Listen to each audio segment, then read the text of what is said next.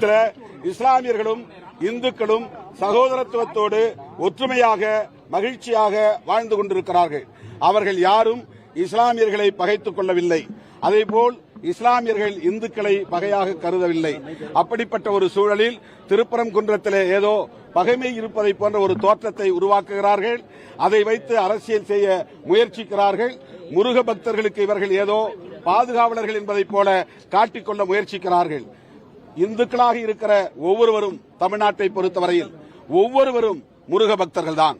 முருகனை விரும்பாதவர்கள் யாரும் இல்லை. முருகனை வழிபடாதவர்கள் யாரும் இல்லை. எல்லா கட்சிகளிலும் முருக பக்தர்கள் உண்டு. அனைத்து கட்சி தோழர்களும் முருக பக்தர்களாக இருக்கிறார்கள். நாங்கள் யாரும் இந்த கோரிக்கையை வைக்கவில்லை. எங்களுக்காக மாநாடு நடத்துங்கள் என்று எந்த கட்சியை சார்ந்த முருக பக்தர்களும் கோரிக்கை வைக்கவில்லை. இவர்களின் அஜெண்டாவை செயல் திட்டத்தை நடைமுறைப்படுத்துவதற்காக பாஜகவை இங்கு வளர்ப்பதற்காக மதத்தின் அடிப்படையிலே அரசியல் ஆதாயம் தேடுவதற்காக இந்த உத்தியை கையாளுகிறார்கள். இதற்கு முருக பக்தர்கள் ஏமாந்துவிட வேண்டாம் என்று இந்த மனித சங்கிலி போராட்டத்தின் ஊடாக வேண்டுகோள் விடுக்கிறோம். நோக்கம் என்னவா இருக்கும் நோக்கத்தில் அதான் மதத்தின் பெயரால் மக்களை பிளவுபடுத்துவதுதான் அவர்களின் நோக்கம். இந்தியாவில் எல்லா மாநிலங்களிலும் இந்த உத்தியைத்தான் அவர்கள் கையாண்டார்கள். வடக்கே போனால் ராமன், மேற்கு வங்கம் போனால் துர்கா, மகாராஷ்டிரா போனால் விநாயகர், இங்கே கேரளா போனால் சபரிமலை ஐயப்பன், தமிழ்நாடு வந்தால் முருகன் என்று மாநிலத்திற்கு மாநிலம் அந்த மக்களிடையே செல்வாக்கு பெற்றுள்ள கடவுள்களை கையில் எடுத்து மக்களை பிளவுபடுத்துகிறார்கள்.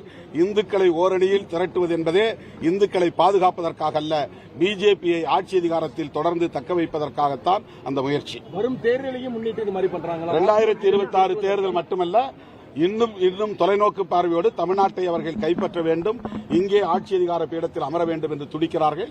அதற்கு சில கட்சிகள் துணை போவதுதான் கவலை அளிக்கிறது. சார், நீதிமன்றம் நிறைய வழிகாட்டுகள் பண்ணியிருக்கிறாங்க சார். அதன் அடிப்படையில் அவங்க நடத்த போறாங்க. நம்ம எது அந்த மாதிரி மனித செல்லி அரசியல் கலக்கூடாதுன்னு சொல்லியிருக்காங்க. பெருந்தலைவர் நீங்களும் வந்து கலந்துக்கிறீங்க. மாநாடு எப்படி நடக்க வேண்டும் என்பது பற்றி உயர்நீதிமன்றம் வழிகாட்டுதல்கள் தந்திருக்கலாம். ஆனால் மாநாடு நடத்துவதற்கான நோக்கம் என்ன என்பதை பற்றி உயர்நீதிமன்றத்தில் விவாதிக்கப்படவில்லை, வாதம் செய்யப்படவில்லை.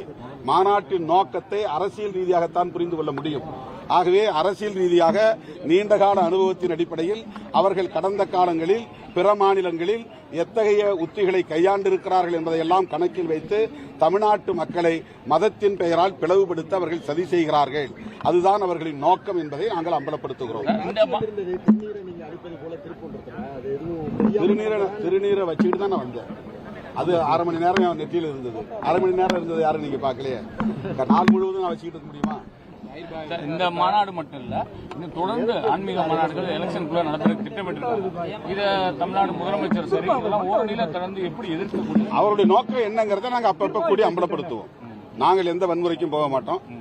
யாரிடத்திலும் போய் நாங்கள் எந்த வீண் வம்பு சண்டை இழுக்க மாட்டோம்.